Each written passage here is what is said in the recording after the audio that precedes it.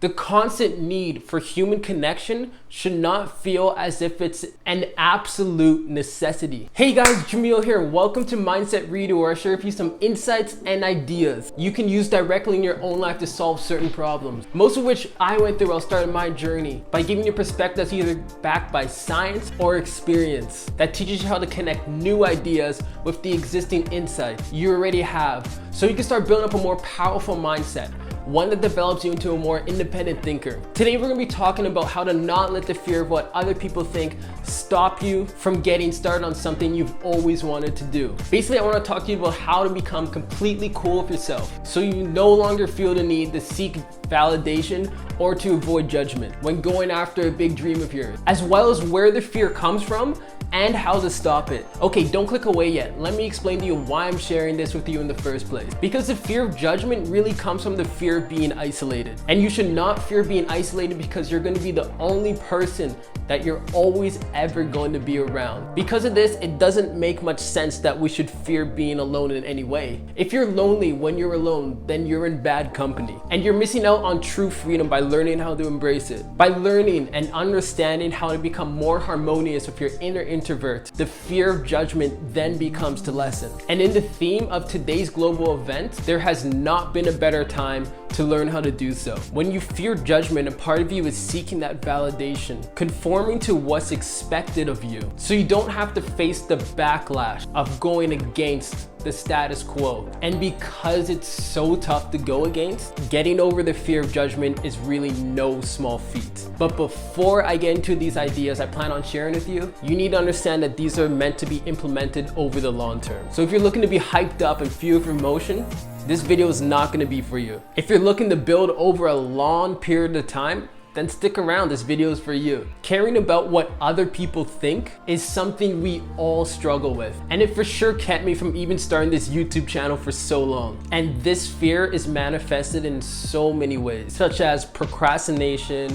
low effort, and on and on. It's not easy to identify the exact reason that's stopping us, but we tend to mask the overarching fear of judgment with stories that what's actually stopping us is that we're procrastinating or we simply haven't put in enough effort. And what I've learned is that the easiest way to recognize whether you're telling yourself stories or not is to honestly ask yourself if you would temporarily lower your lifestyle to either free up time or money to do things you actually want to pursue. Now, if temporarily lowering your lifestyle doesn't involve death or sickness, and you can still remain healthy while doing so, it's time to start asking yourself hard questions of where your priorities lie.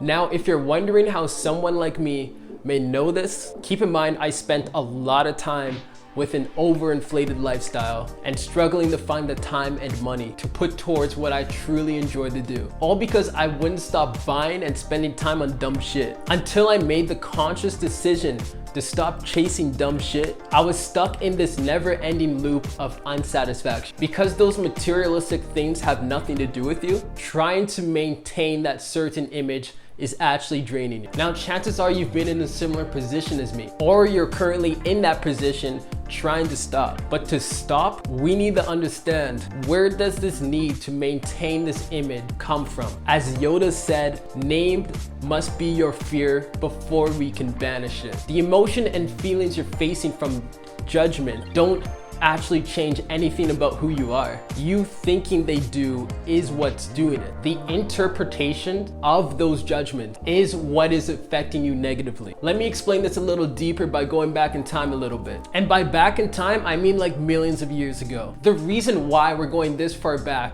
is because even though millions of years have passed, our brains haven't changed much since then. We're essentially cavemen and cavewomen with first world problems. Instead of making grunts and going ooga booga to communicate, there's just a lot of different sounds we can make to get our point across. How our brain reacts to certain situations is still the same emotional reaction we had back then, which is why the fear of judgment is really just the fear of being isolated. It's why we chase validation through things that will grant us status through the eyes of others. And yeah, I already know what you're thinking right now. It's good to indulge sometimes, is the argument being made in your head right now. By all means, go for it. Although understand, fundamentally, you as a person is no different before or after your desired outcome. It's human nature to want those things, so moderation is fair. What I'm trying to say is until you fix being able to live without them, once you acquire it, the fear of losing it will control you. We interpret the lack of these things as we would back when our survival was based solely on when we were in a community of hunters and gatherers. Any outcast would be tossed from the tribe as they will be seen as a potential risk to everyone's survival. An outcast isn't familiar, it can't predict their next move easily. This is how judgment is born. As humans, we crave predictability. I'm 90% certain that the first cave person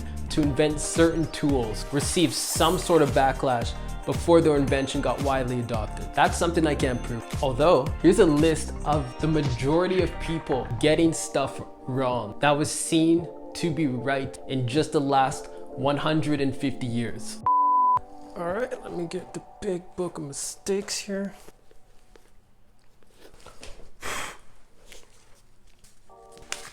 All right, slavery, bicycles, woman's right to vote, talking in movies, cheeseburgers, Nazi Germany, laptops, television, the earth not being in the center of the universe, airplanes, fiat money, the freaking internet, neglecting climate change, and the education system after the 80s. That's just some of the stuff that we caught. There's probably so much that probably flew under the radar over the course of our entire existence that we just forgot to record. By nature, we are very adverse to change. And if you're facing some sort of judgment, chances are you're doing something different. As long as what you're doing isn't harming others, and instead you're bettering yourself and others around you, then honestly, hats off to your bravery. Round of applause.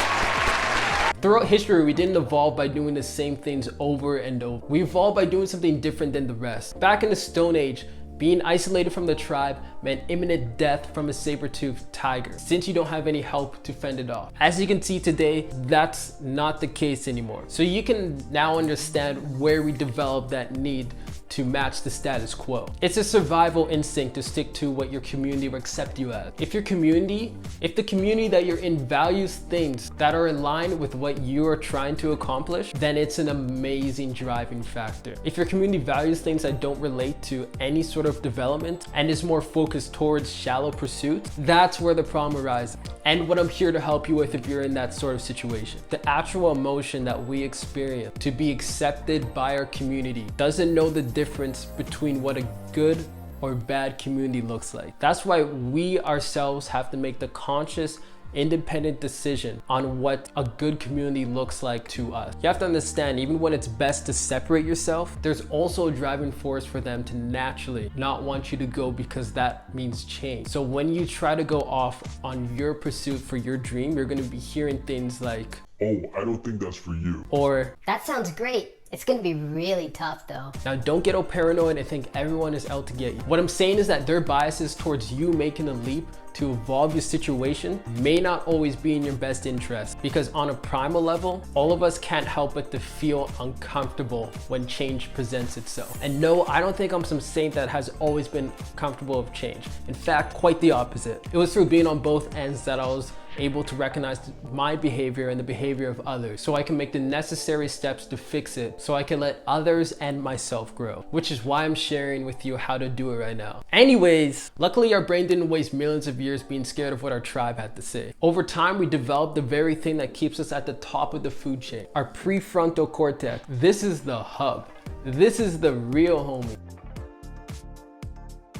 This is the thing that allows you to flip the script on any worries that you are facing and act with foresight. We can now consciously decide what's important to us. In this case, there's two questions we have to ask ourselves. What are people gonna say about you? Or what are you gonna say about yourself? And you have to make your choice, then decide which question you truly care more about. Opinions are the result of the sum total of unique experience. That would be 7 billion different experiences to worry about. Worry about what you got to say about you. Although now that you're a lot less likely to die because your tribe has a different idea on how you should be, we're social creatures, crave connection, That's why cults work so well. Now, you don't have to separate yourself completely from your tribe to get over this. The goal here is to tip the scales in your favor by dedicating time to accept yourself. And one way to do that is to take the time to become your own person. At the core of it, the need to be accepted by others comes from the lack of individuality and a confident view in our own identity. Start by protecting your time, by prioritizing learning who you want to be, by identifying what qualities you want to develop, what hobbies and skills you want to learn, and of course to learn how to appreciate your own quirks. And don't feel as if you have to put others first all the time. You have to fill up your glass first. Go on mini day trips alone, go to movies alone, be bold enough to eat at a restaurant alone, and start new projects alone too. And when you do these things, do it with the intent to get to know yourself better. Doing these things alone will put your brain in a position where you no longer feel in danger when you're by yourself, and as a result be in a spot to try things you thought you would never try before. Over time, you will stop prioritizing attachment over fulfillment. At least that's what I know has happened with me. Am I telling you to think of yourself as your own tribe? Yeah, because the best way you'll move without the fear of being judged is to become super cool with your ambitions and your most authentic self. Having people in your life leads to many amazing things, relationships, opportunities, and less. Being a part of a community is not the problem. Being a part of a community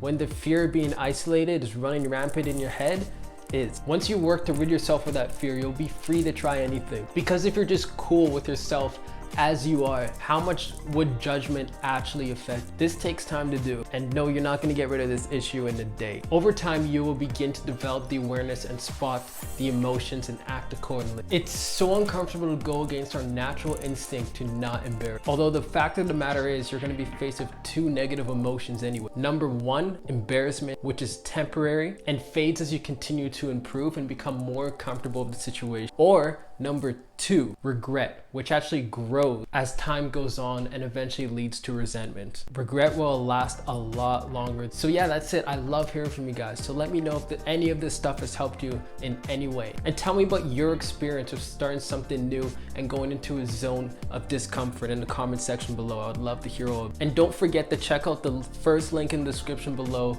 to access my free video series. And yeah, that's it. Thanks for sticking around.